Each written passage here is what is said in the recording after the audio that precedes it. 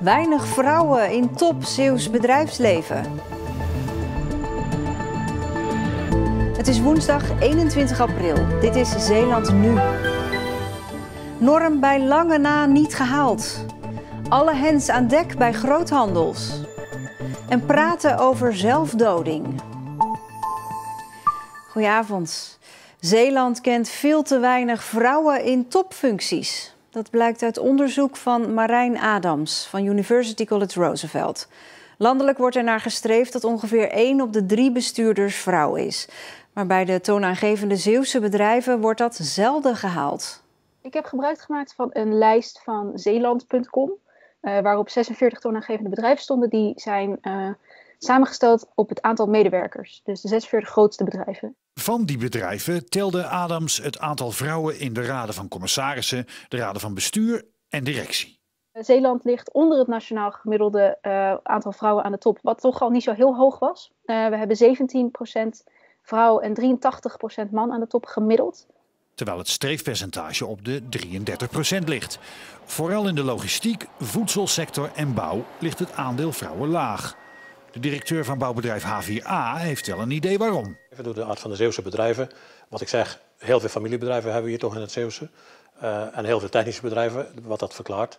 En misschien ook wel een klein beetje het conservatisme, wat we denk ik in Zeeland toch nog hebben, ook op dit gebied. Maar ik denk dat, dat het heel hoog tijd is voor mannen-emancipatie. Dus als 2 partners in een gezin allebei een 4-daagse werkweek hebben, dan zijn ook de spelregels gelijk. Marijn Adams vroeg Koos Scherphuis en Dick ten Voorde, 2 mannen die bekend zijn in de wereld van directies en besturen, om duiding van de cijfers. Beide hadden het heel erg over dat vrouwen en hun kinderwens een groot onderdeel zouden kunnen zijn. Ik vraag me dan wel af, dat is niet iets van vrouwen alleen. Alleen het wordt op het bordje van vrouwen gelegd, of vrouwen voelen dat misschien zelf ook zo. Maar dat is wel een maatschappelijk probleem. En dat er een echte onderwijssplitsing zit. Dus dat er veel te weinig vrouwen in technische studies zitten die dus daardoor niet kunnen doorgroeien naar technische bedrijven. Zou er veranderingen moeten komen? Ja, uiteraard. Ik ben daar groot voorstander van. Ik zie het zelf ook in ons bedrijf. We hebben gelukkig ook een aantal potentiële jonge dames die bij ons werken, zeg maar, die ook in managementfuncties aan het zitten. En dat geeft gewoon een stukje diversiteit in je beleid, wat andere aandachtspunten, wat andere invalshoeken. Om vrouwen in staat te stellen om een topfunctie te bekleden en daarnaast ook moeder te kunnen zijn er volgens Nienke Slump veranderingen nodig. Ik denk dat we het vooral moeten ontzorgen. Dat we moeten zorgen dat alles wordt geregeld op een manier dat onze maatschappij zich zo inricht dat die vrouwen aan het werk kunnen. Het kan in het ADRZ, het kan bij chemiebedrijven Dow en Eastman. De tijd zal leren of ook in andere Zeeuwse sectoren vrouwen hun weg naar de top weten te vinden.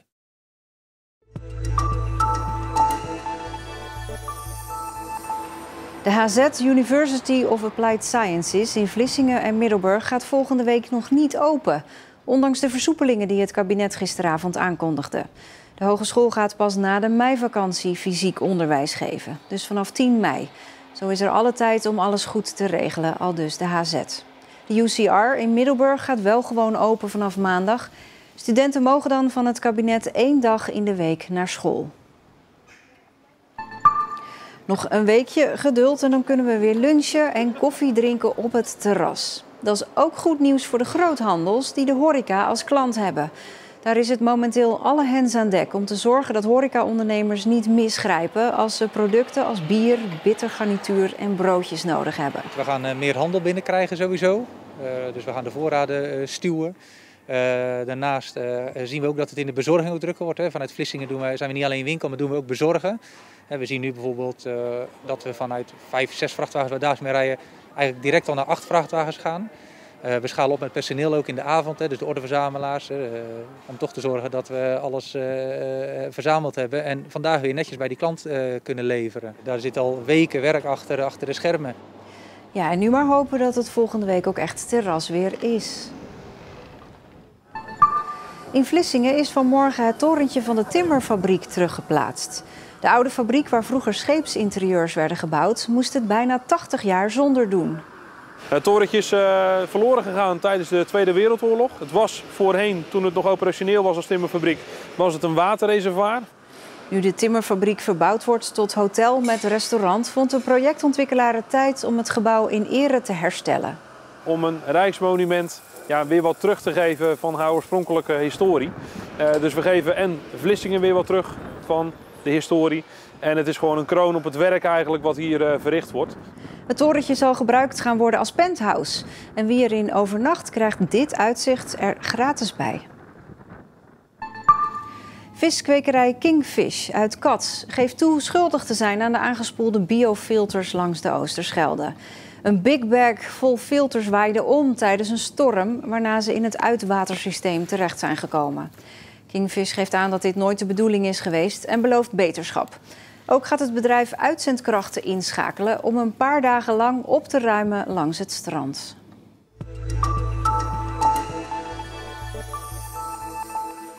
Taboes doorbreken. Dat wil Roland van Tilborg uit Sint Maartensdijk. Hij is vanaf vanavond te zien in een televisieserie over mensen die worstelen met zelfmoordgedachtes.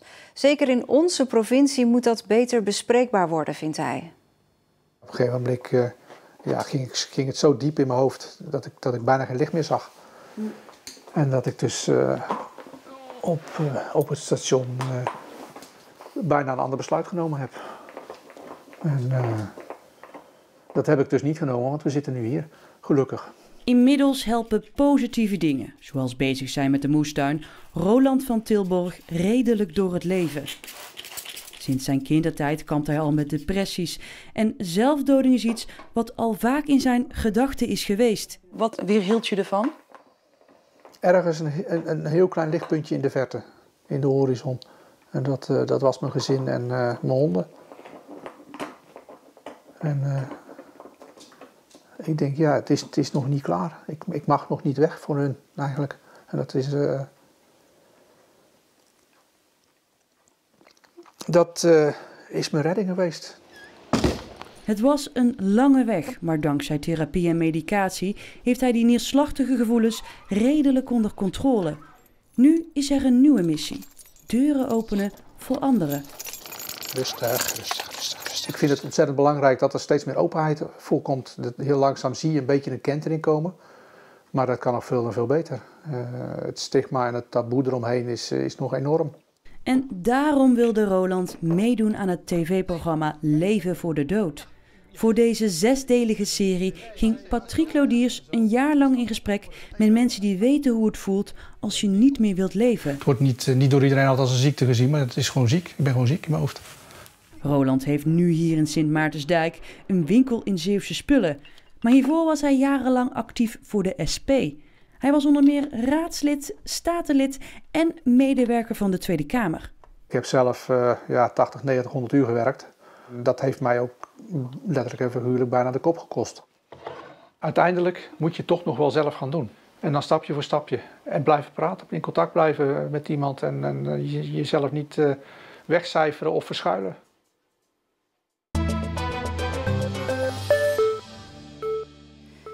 Jan Lonink maakte in 18 jaar burgemeesterschap veel mee. Van de moord op een postbode in Zaamslag tot de bouw van een gigantische nieuwe sluis. Hij stond naar eigen zeggen altijd 24 uur per dag aan, 7 dagen in de week. Wat terug te voeren is op de ziekte en het overlijden van zijn vader. Nu is het tijd voor wat meer rust, nu hij stopt als burgemeester van Terneuzen. Als je in de winkel bent, mensen realiseren zich niet ook dat je gewoon boodschappen moet doen. En zeggen, ja, u ook hier? Ja, ik ook hier. Ja.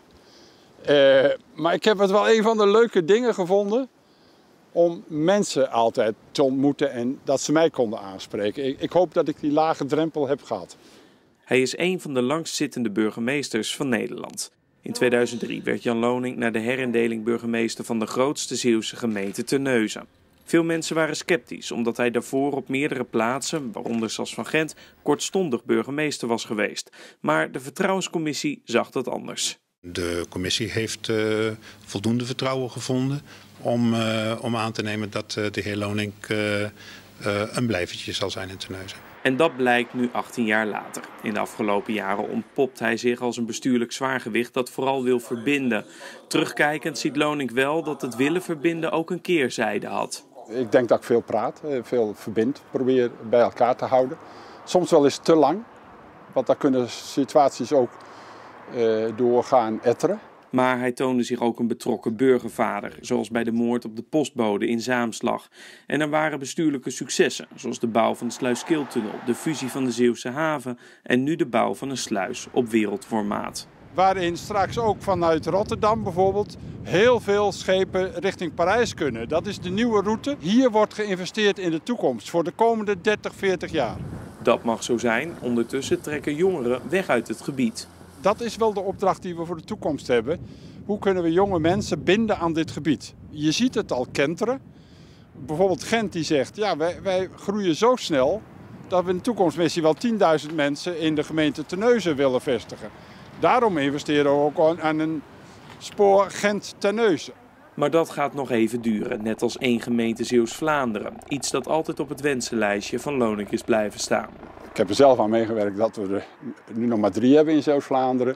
Die ene is niet gelukt. Was u dat graag wel gelukt? Nou, ik ben wel overtuigd dat Zeeland er sterker voor zou staan. De afgelopen jaren kwam Lonink hier vaak zijn zinnen verzetten in natuurgebied Braakman bij Biervliet. Hij kijkt er nu ook terug op zijn privéleven. Als 10-jarig jongetje verloor hij zijn vader aan de erfelijke hersenziekte Huntington. Lonink had het zelf niet, maar het zorgde er wel voor dat hij bewust koos om zelf geen vader te willen worden. Daar heb ik veel ellende van gezien. En toen dacht ik, wil ik dat nu hebben, dat een kind dat ook eventueel zou hebben. Daar heb ik natuurlijk veel moeite mee gehad. Heeft het u gevormd als burgemeester? Nou, het heeft mij meer gevormd als mens. Ik moet het nu doen, want morgen kan het over zijn. En dat heeft me wel... Je kunt ook zeggen, ja, geniet van het leven. Carpe diem. Ja, zo zat ik nu eenmaal niet in elkaar. Ik heb geluk gehad dat ik dit allemaal heb kunnen doen. Dat ik mooie dingen heb kunnen doen. Veel mensen heb kunnen ontmoeten. En ik hoop dat ik ook nog een tijd gezond blijf. Dat ik de hobby's kan doen die ik wil. En dat ik ook veel kan reizen. Dat vind ik een genot.